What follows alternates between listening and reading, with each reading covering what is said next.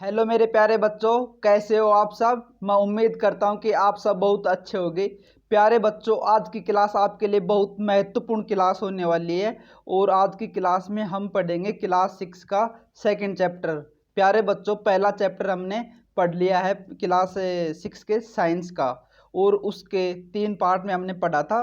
तो जिन बच्चों ने पहला चैप्टर नहीं देखा है वो क्लास के डिस्क्रिप्शन बॉक्स में जाएंगे, वहाँ पर पहले चैप्टर का लिंक दिया हुआ है। साइंस की एक प्ले लिस्ट बनी हुई है चैनल पर, तो उसमें तीनों पार्ट उसके दिए हुए हैं। तो जिन बच्चों ने पहला चैप्टर नहीं देखा है वो बच्चे सबसे पहले पहले चैप्टर के तीनों पार्ट देखेंगे, उसके बाद अगर इस चैप्टर को देखेंगे तो उनको ज़्यादा अच्छे से समझ में आएगा। तो प्यारे बच्चों, बने रहिए क्लास के अंत तक मेरे साथ। तो चलिए बच्चों, शुरू करते हैं हम आज की क्लास। तो जो क्लास साइंस का सेकंड चैप्टर है वो है भोजन के घटक। तो बच्चों, पहले चैप्टर में हमने पढ़ा था भोजन। भोजन के बारे में हमने बहुत अच्छे से उसके बारे में पढ़ा था कि भोजन कहाँ से आता है, भोजन के स्रोत क्या क्या हैं। ठीक है बच्चों, तो भोजन के बारे में हमने पढ़ा था कि भोजन का जो मुख्य स्रोत होता है, जो पौधे होते हैं मतलब कि पादप होते हैं और जंतु होते हैं। और अलग अलग भोजन के बारे में हमने पढ़ा था कि शाकाहारी क्या होता है, सर्वाहारी किसे कहते हैं, मांसाहारी किसको कहते हैं। ठीक है बच्चों, और हमने ये भी पढ़ा था कि भोजन किस तरह से तैयार होता है और उसके स्रोत क्या क्या होते हैं, उसकी कच्ची सामग्रियाँ कहाँ कहाँ से मिलती हैं। जैसे कि अपने को चिकन बनाना भी मैंने आपको उस क्लास में सिखाया था कि अगर चिकन अपने को बनाना है तो किस तरह से बनाना होगा। सबसे पहले अपने को चिकन चाहिए होगा, जो कहाँ से प्राप्त होता है, एक मुर्गी से प्राप्त होता है। और मुर्गी क्या है? मुर्गी एक जंतु उत्पाद है। उसके बाद हमें तेल चाहिए होगा। तेल क्या है? तेल एक पादप उत्पाद है जो सरसों के बीज से प्राप्त होता है। अगर घी में बनाते हैं तो घी एक जंतु उत्पाद है जो गाय या भैंस से प्राप्त होता है। तो ये सब चीज़ें प्यारे बच्चों हमने पहले चैप्टर में पढ़ लिया था। तो जिन बच्चों ने पहला चैप्टर नहीं देखा है वो क्लास के डिस्क्रिप्शन बॉक्स में जाएंगे, वहाँ पर आपको लिंक मिलेगा जो साइंस की एक प्ले लिस्ट बनी हुई है क्लास 6 साइंस के नाम से। तो उसमें तीनों पार्ट उसके दिए हुए हैं। तो सबसे पहले आप जाकर के हमने उसमें क्वेश्चन आंसर भी क्लास के जो चैप्टर के लास्ट में जो क्वेश्चन आंसर होते हैं उनको भी हमने डिस्कस कर चुके हैं हम उनमें। तो जिन बच्चों ने नहीं देखा है सबसे पहले वो जा करके चैप्टर फर्स्ट देखेंगे, उसके बाद ही अगर आप इस चैप्टर को देखते हो तो ये आपको ज़्यादा अच्छे से समझ में आएगा। तो बच्चों चलिए हम शुरू करते हैं आज की क्लास। तो भोजन के घटक, आज का जो हमारा चैप्टर है सेकंड चैप्टर, उसका नाम है भोजन के घटक। तो इसमें हम पढ़ेंगे कि भोजन के कौन कौन से घटक हैं और कौन कौन से पोषक तत्व को हम भोजन से प्राप्त करते हैं और वो हमारे शरीर के लिए किस तरह से, हमारे शरीर के ग्रोथ के लिए, हमारे शरीर के विकास के लिए किस तरह हमारे शरीर के लिए महत्वपूर्ण है, किस तरह उपयोगी हैं। इन सब चीज़ों के बारे में हम आज के चैप्टर में अध्ययन करेंगे। तो चलिए बच्चों, हम शुरू करते हैं आज का चैप्टर। तो भोजन के घटक, एक प्रकार के भोजन में चपाती, दाल और बैगन का भरता हो सकता है। जैसे हम नॉर्थ इंडिया में जैसे नॉर्थ इंडिया वाले लोग होते हैं और साउथ इंडिया वाले लोग होते हैं, उनका भोजन अलग अलग प्रकार का होता है। उनके खाने का भोजन अलग होता है। वो चावल ज़्यादा खाते हैं, इडली सांभर ये चीज़ ज़्यादा खाते हैं साउथ इंडिया में। और जैसे नॉर्थ इंडिया के अंदर है तो यहाँ पर अलग प्रकार का भोजन खाया जाता है। मध्य के अंदर होता है, जैसे दिल्ली होती है और पंजाब है, हरियाणा है, इन यहाँ पर अलग प्रकार का भोजन खाया जाता है। तो भारत में हर स्टेट के अंदर जो भोजन खाया जाता है वो अलग अलग प्रकार का भोजन खाया जाता है। जैसे चपाती, दाल और बैगन एक प्रकार का भोजन हो सकता है। और दूसरा जो होता है, दूसरे में चावल, सांभर तथा भिंडी हो सकती है। ठीक है। और इसके अतिरिक्त अन्य भोजन में अप्पम, जैसे तमिलनाडु केरल में बहुत फेमस भोजन है ये। मछली और सब्जियां, वो भी केरल और तमिलनाडु में खाई जाती हैं। बच्चों, मछली और चावल वहाँ पर ज़्यादा क्यों खाया जाता है? इसका भी एक रीज़न है, क्योंकि वहाँ पे वो समुद्र के किनारे हैं। वहाँ पर जो तटीय राज्य हैं वो पश्चिम बंगाल है, केरल है और तमिलनाडु, आंध्र प्रदेश है, उड़ीसा है, ये सारे तटीय राज्य हैं। तो वहाँ पर तट के किनारे रहते हैं, तो वहाँ पर मछलियों की उत्पादकता बहुत ज़्यादा होती है, इसलिए वो मछलियाँ और चावल बहुत ज़्यादा खाते हैं। जैसे राजस्थान है, राजस्थान तटीय सीमा उसकी कहीं भी नहीं लगती है, तो वहाँ पे मछली और इस तरह की चीज़ें बहुत कम खाई जाती हैं। चावल की उत्पादकता राजस्थान में कम होती है, इसलिए वहाँ पे चावल कम खाया जाता है। उत्तर प्रदेश और बिहार है, यहाँ पर चावल बहुत अधिक मात्रा में उत्पादित किया जाता है, इसलिए यहाँ पर चावल का सेवन बहुत ज़्यादा किया जाता है अपने भोजन के अंदर। तो इस तरह से हर स्टेट के अंदर अलग अलग प्रकार का भोजन किया जाता है। ठीक है बच्चों, आगे हम देखते हैं विभिन्न प्रकार के खाद्य पदार्थों में क्या क्या होता है। तो अलग अलग प्रकार का भोजन होता है, उसमें अलग अलग पदार्थ और अलग अलग सामग्री होती है। ठीक है। जैसे आपको खीर बनानी है तो खीर बनाने के लिए आपको सबसे पहले क्या चाहिए, आपको सबसे पहले चावल चाहिए, उसके बाद दूध चाहिए, चीनी चाहिए, और उस तरह से आप खीर को तैयार कर पाएंगे। तो उसमें जो सामग्री होती है कच्ची, वो अलग अलग प्रकार की होती है। इसी के बारे में हम इनमें डिस्कस करेंगे।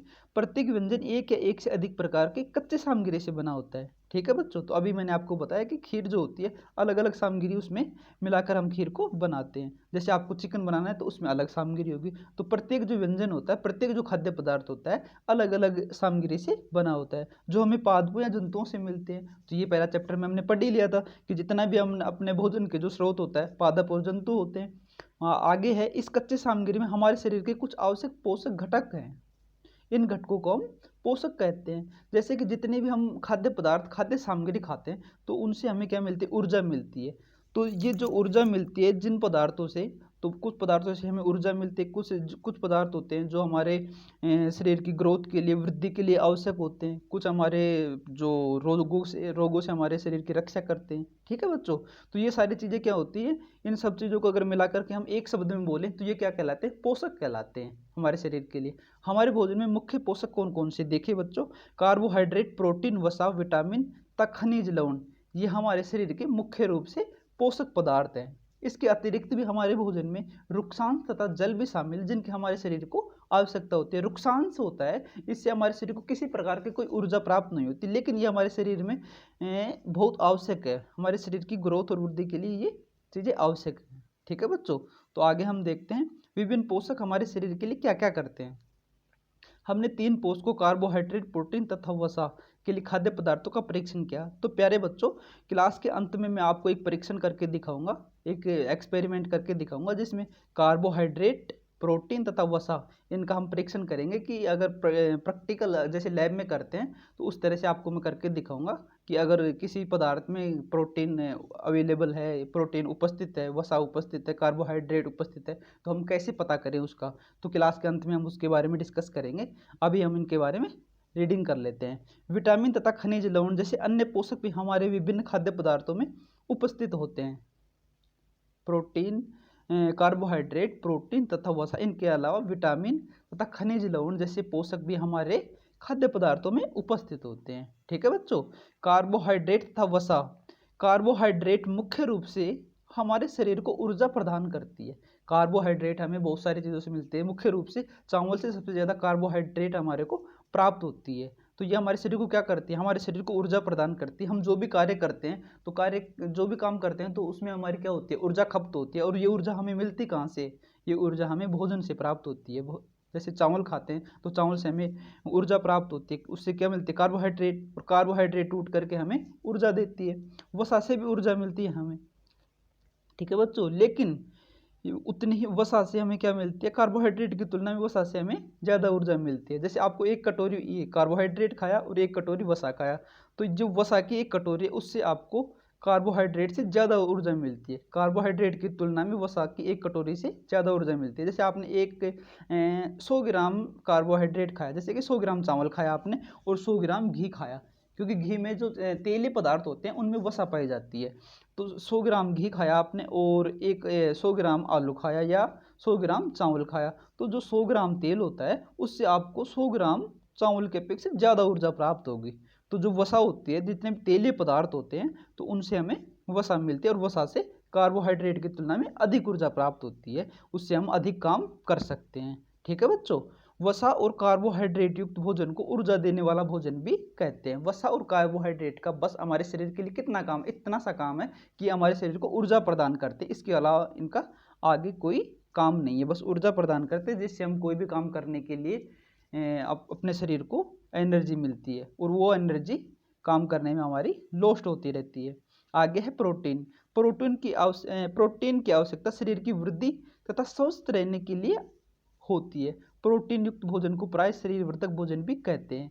तो जैसे अपने भोजन के अंदर प्रोटीन की मात्रा और प्रोटीन की पूर्ति समय समय पर और सही प्रकार से होती रहती है, तो व्यक्ति के शरीर की ग्रोथ और लंबाई और जैसे उसका हाइट और वेट एक संतुलित रूप से बढ़ता रहता है। अगर प्रोटीन की कमी हो जाती है या प्रोटीन की अधिकता हो जाती है, तो इस प्रोटीन की अधिकता से भी बच्चों रोग हो जाते हैं, और प्रोटीन की कमी से भी रोग हो जाते हैं। तो जैसे प्रोटीन की कमी किसी के भोजन में हो गई तो उसकी लंबाई या कम हो जाएगी, या तो आवश्यकता से कम हो जाएगी या आवश्यकता से ज़्यादा हो जाएगी, उसका वेट आवश्यकता से कम हो जाएगा या आवश्यकता से अधिक हो जाएगा। तो इस प्रकार हमारे शरीर की वृद्धि और स्वस्थ रहने के लिए प्रोटीन की हमें आवश्यकता होती है। मुख्य रूप से देखा जाए तो शरीर की ग्रोथ वृद्धि के लिए प्रोटीन बहुत ज़रूरी है।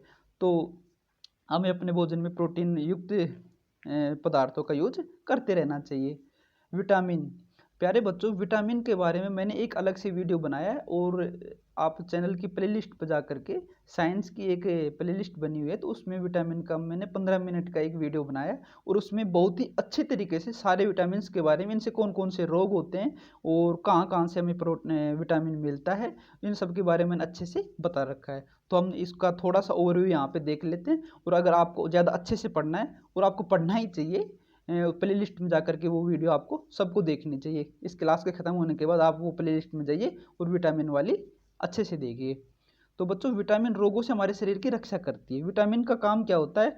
जो अपने शरीर, हमारे शरीर की रोगों से रक्षा करती है, हमारे शरीर में कोई रोग उत्पन्न ना हो, इसके लिए हमें विटामिन युक्त पदार्थों को खाना चाहिए, और विटामिन युक्त पदार्थ हमारे भोजन में उनको शामिल करना चाहिए, ताकि हमारे शरीर को रोगों से बचा सके। विटामिन हमारी आँख, अस्थियों तथा दांत और मसूड़ों को स्वस्थ रखने में सहायता करते हैं। विटामिन कई प्रकार के होते हैं, इसमें कुछ को vitamin A, vitamin B, vitamin C, vitamin D, vitamin E तथा विटामिन के नाम से जाना जाता है। विटामिन के एक समूह को विटामिन बी कॉम्प्लेक्स कहते हैं। जो विटामिन बी होता है, इसके एक कॉम्प्लेक्स समूह होता है, जैसे B1, B2, B3, B12 तक होता है, तो ये एक कॉम्प्लेक्स समूह होता है विटामिन का। तो प्यारे बच्चों, विटामिन का जो अच्छे से अध्ययन करने के लिए आपको एक वीडियो अलग से चैनल की प्लेलिस्ट पे पड़ा हुआ है, उसका मैं डिस्क्रिप्शन बॉक्स में उसका लिंक दे दूंगा, तो उसको जा करके आप अच्छे से इनके बारे में अध्ययन कर लीजिए। अब हम करते हैं क्रियाकलाप कि विटामिन, प्रोटीन, कार्बोहाइड्रेट और वसा, इसके बारे में हम एक क्रियाकलाप करते हैं, और मैं आपको ये बताता हूँ। आयोडीन का तनु विलयन बनाने के लिए जल से भरी प्रश्नलिपि में कुछ बूंदे टिंजर आयोडीन की मिला दीजिए। तो बच्चों, ये क्रियाकलाप करने के लिए हमें जो आपके स्कूल में जाओगे आप, तो वहाँ पे लैब बनी हुई होती है, और लैब में बहुत सारे क्या होते हैं वहाँ पे कैल्शियम होते हैं, और ये क्या नाम है, केमिकल्स होते हैं। तो उन केमिकल्स की सहायता से हम क्रियाकलाप कर पाएंगे। तो प्रश्नलिपि में कुछ टिंजर आयोडीन लीजिए। तो टिंजर आयोडीन आपको लैब में मिल जाएगा, तो वहाँ पर आप लीजिए और प्रश्नलिपि में डालिए। कॉपर सल्फेट विलयन 100 मिलीमीटर जल में 2 ग्राम सल्फेट घोलने से बन जाता है। ठीक है बच्चों, कॉपर सल्फेट विलयन में 100 मिलीमीटर जल में कॉपर सल्फेट का विलयन लीजिए, उसमें 100 मिलीमीटर जल में 2 ग्राम कॉपर सल्फेट घोलने से बन जाता है। 100 घन मिलीमीटर जल में 10 ग्राम कास्टिक सोडा घोलने से हमें अभीष्ट कास्टिक सोडा विलयन मिल जाता है। 100 मिलीमीटर जल में 10 ग्राम कास्टिक सोडा डालें, कास्टिक सोडा, ये सारी चीज़ें आपको लैब में मिल जाएंगी बच्चों। तो घोलने से हमें घने अभेष्ट कास्टिक सोडा विलयन मिल जाएगा। अब देखिए हम इसका परीक्षण करते हैं। मंड के लिए परीक्षण। मंड क्या होता है? स्टार्च होता है, जो हमें आलू में बहुत ज़्यादा मात्रा में मिलता है, और इससे हमें क्या मिलता है? कार्बोहाइड्रेट मिलता है। तो परीक्षण के लिए खाद्य पदार्थ या कच्चे सामग्री की अल्प मात्रा लीजिए। इसमें तनु आयोडीन विलयन की 2 या 3 बूंदे डालिए। खाद्य पदार्थ के रंग में होने वाले परिवर्तन को देखिए। जो हमने अभी विलयन बनाया था, तनु विलयन का मतलब होता है जिसमें पानी की मात्रा ज़्यादा हो जिस विलयन में। तो परीक्षण के लिए खाद्य पदार्थ कच्ची सामग्री की अल्प मात्रा लीजिए। जैसे आपको स्टार्च का मंड का परीक्षण करना है, तो मंड किस में मिलता है? आलू में मिलता है। तो आप एक आलू ले लीजिए, ठीक है। इसमें तनु आयोडीन विलयन की 2 या 3 बूंद डालिए, और खाद्य पदार्थ के रंग में होने वाले परिवर्तन को देखिए। तो आप आलू का जो रंग उसमें परिवर्तन देखिए कि यह नीला या काला हो गया है। तो जो आलू है उसका रंग क्या हो जाता है? उसका रंग चेंज हो जाता है। ये तो नीला हो गया काला, तो ये नीला या काला रंग मंड की उपस्थिति को दर्शाता है। तो इससे क्या सिद्ध होता है कि इसके अंदर क्या है? इसके अंदर मंड है, इसके अंदर स्टार्च उपस्थित है।